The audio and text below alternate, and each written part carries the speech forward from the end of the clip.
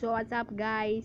Ngayon tuturuan ko kayo kung paano gamitin ng fireworks na nasa elytra. Guys, manood lang kayo mabuti para matuto kayo kung paano. Guys, ito punta tayo sa Minecraft.